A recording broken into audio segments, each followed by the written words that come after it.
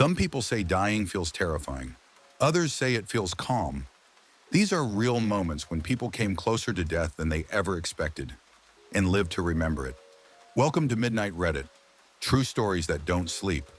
Turn down the lights, hit subscribe if you love scary stories, and share your own in the comments. I was pretty gone after a car accident. Back when you could ride in the back of pickup trucks, we were T-boned in an intersection. And I went into the tunnel of light. Chose to come back because I was given a choice. I missed my family, friends, and my cats, so I came back. I remember the tunnel being a white gold color, very warm, friendly, and inviting. When I woke up in the street, I was a mess, cold and in shock. But I knew what had happened a moment before. Chalk it up to extreme injury or dopamine release or what have you. But I know what I saw. I was hit by a car head-on when I was in junior high. I do not know how fast it was, but I wrecked the car's hood and flew a good 5 meters. The car also left skid marks. Now, even with the damage to the car, the police wrote this up as a side swept. The accident happened in a pedestrian lane in front of the school, by the way. Anyway, I never felt the impact of the car. Everything just turned black. But I could discern my arms. I do not know, but it is like I was floating. Then I was falling upwards toward a ball of light. Years later, I played Skyrim, and you know Meridia's beacon? It was like that. Anyway, when I was nearly with it, I was suddenly rolling in the curb. As I groggily tried to stand up, my thought processes were, damn, I was hit by a car. There is dirt in my mouth, and what the heck is that light? Anaphylaxis from a medical error. The technician forgot to ask if I am allergic to shellfish, so they gave me the wrong dye for a CT scan. Felt like I was sinking, going far away. No fear. Not really peaceful either, just warm and comfortable. I saw my mom's face as I was being rushed back to my room. She had no color and looked terrified. I thought, she looks like someone is dying. Oh, it is me. This will break her heart. Then I felt peace knowing she would raise my son. They pumped me full of Benadryl. If I remember correctly, it was a total of 3 full doses. At first, it did not make me sleepy, then it did. It made me realize you do not need to fear death. Shallow water blackout, free diving in the ocean, and essentially stayed down for too long and had depleted all my oxygen for the way up. Saw the surface and realized I was not going to make it.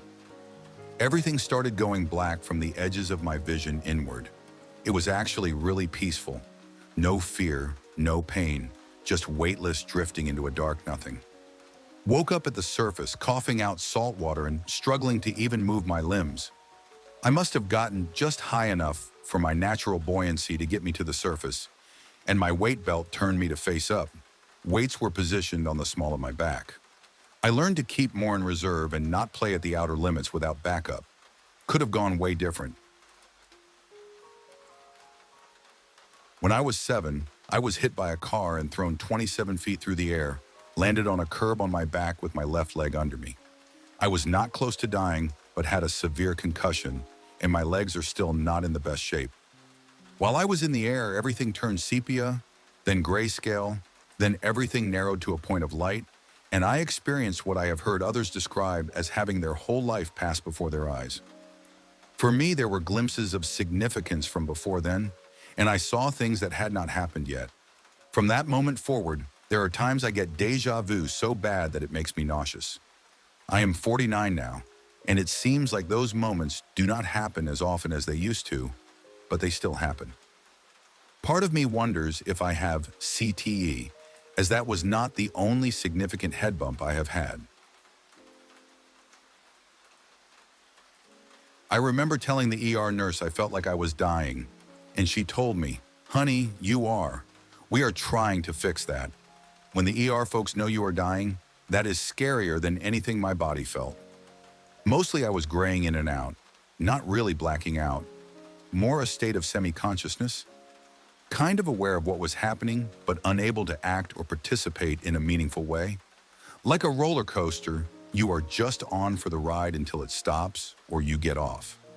What did I learn? I learned that my doctors severely underestimated my pain and symptoms, and that women's health issues are not taken seriously enough. I also learned that I did not need people in my life who took more energy than they gave. I cut a lot of people out. I remember passing out and coming to, floating in a big black ocean.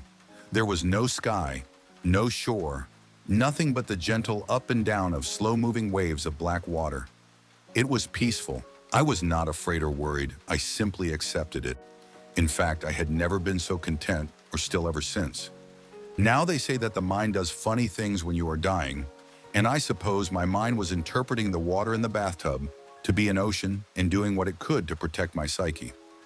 Whatever the case, it saddens me to know I cannot get back to that place. I left the house in a huff and was late to teach English classes, so I saw the light change and did not bother to look and see if the cars actually stopped or not. Got run over by a Syrian military jeep. I saw the guardian angels. They were glaring at me for not paying attention and acting like a jerk, which pushed them away, so they had been out of position to help. I was trying to understand where I was, but some idiot kept screaming, so I could not really gather what I was seeing. Then guys kept yelling, "Do not let him move! Let us get him to the hospital!" Then I briefly saw the soldiers holding me down and the roof of the truck and realized I was the idiot screaming. In the insanity, I had a moment to die or not. I remembered I had 2 sons and I had to take care of them, and now was a very bad time. Then I woke up in the hospital. It was the worst military hospital in the country, known for causing deaths. By chance, my principal lived nearby and paid out of his own pocket to send me to a better hospital. My student was the best bone doctor in the entire country and reset the bones and saved my life. Another Syrian medical student came to my house to change the bandages for no charge. Another teacher of mine, who I hated for failing me unfairly, paid my rent out of his pocket.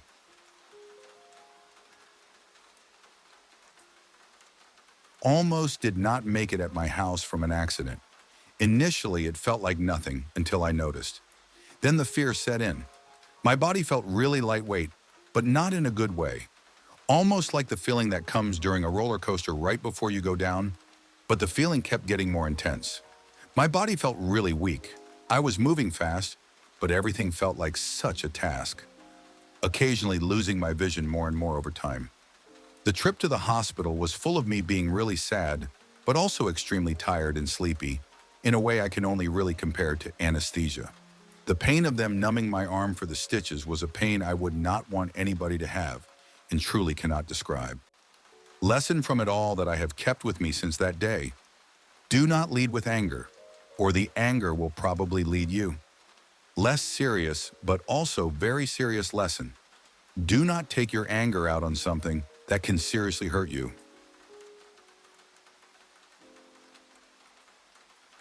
It was calm. It felt like falling asleep, but like the deepest relaxation imaginable. And it was all black, but not scary. It was like my sensation of my body was slipping away, and just my mind sinking deeper and deeper into a black void of the coziest, warmest, biggest nothing you can imagine. Waking up felt like I was being deprived of the ultimate rest and relaxation. No amount of rest or sleep has ever compared to walking that line of just about to die. But it has offered a reassuring perspective that when my time finally comes, and it is all over, it will not be so bad or scary. Just comfortable.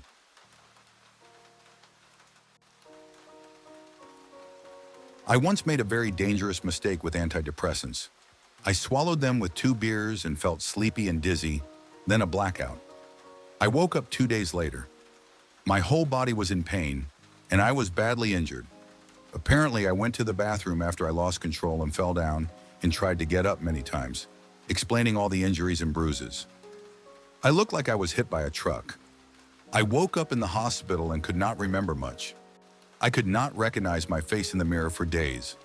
The emptiness inside you is by far the worst part of the aftermath. It took me days until it finally hit me, and I realized what I had done. Carbon monoxide poisoning. Walked into a room under construction to carry out some materials, and luckily did not close the door. Felt lightheaded, then my vision was closing in, black from the sides of my eyes. I realized what was happening and tried to run out. I remember not being able to control my legs and falling on the ground. Someone came to help me carry the load a few minutes later and saw me through the door. They ran in, dragged me out, and tried CPR before taking me to the hospital, where they got me started again and put me in a hyperbaric chamber. The last thing I remember after I hit the floor and stared at the wall was the room turning completely white and an elevator door opening.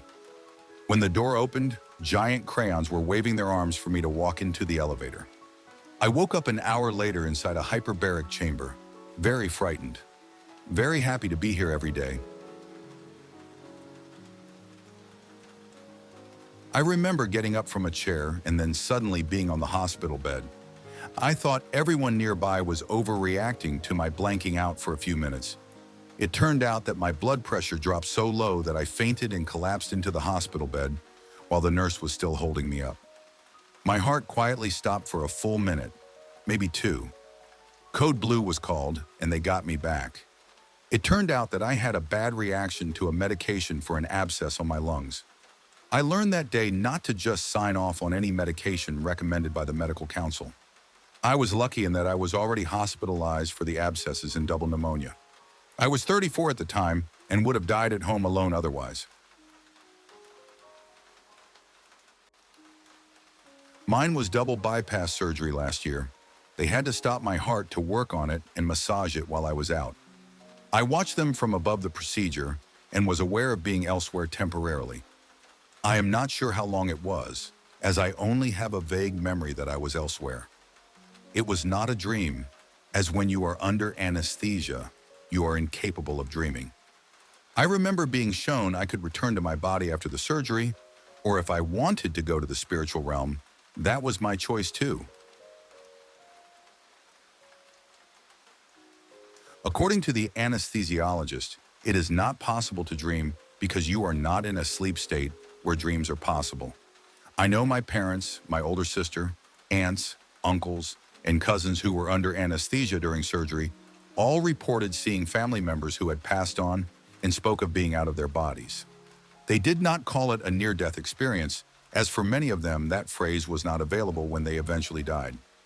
I know what I saw while I was under, and it was nowhere close to the dreams I normally have.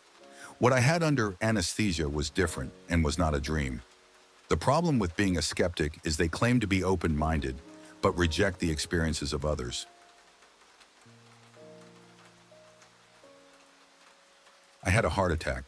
It took them 4 minutes to revive me. I knew I was gone, and yet I was very calm. I was told I had a choice to return to mortality or continue on my eternal journey. I was told there is no punishment for sin and no real reward for good. Everything we experience in this mortal existence is to learn. I saw my son and felt the worst sorrow I could imagine. It was my son's sorrow at not knowing where I had gone. As soon as I felt that sorrow, I knew I had to return. And the second I made that decision, my heart started again and I woke up.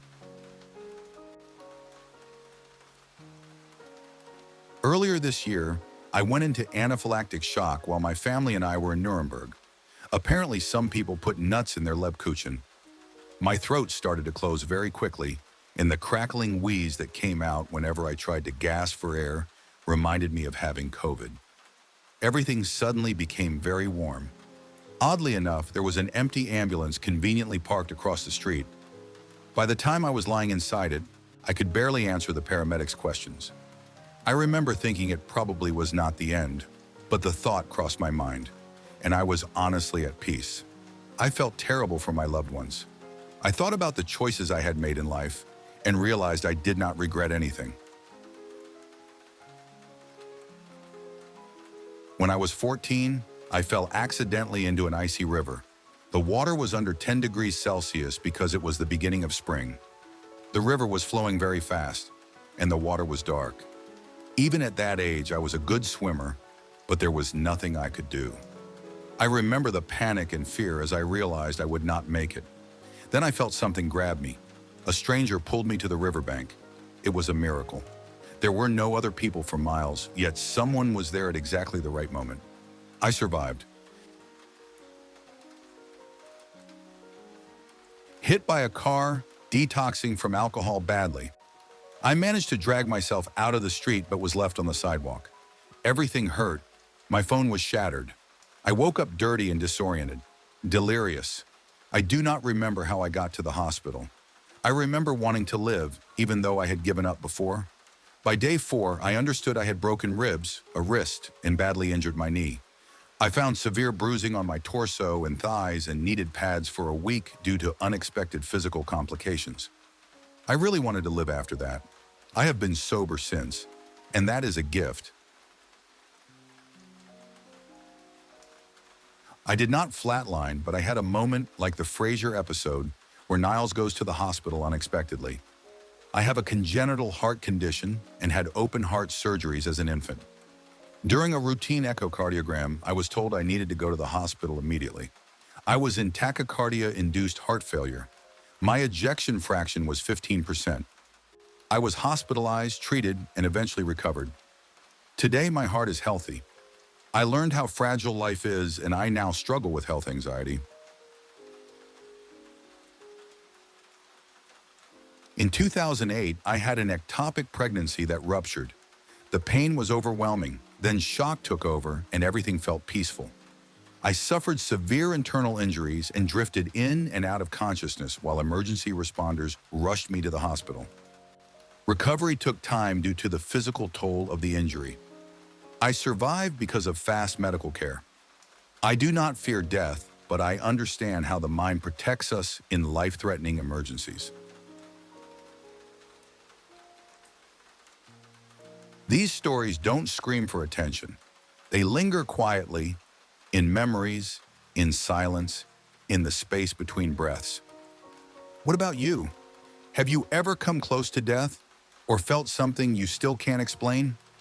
Midnight fades, but the stories don't. See you next time on Midnight Reddit.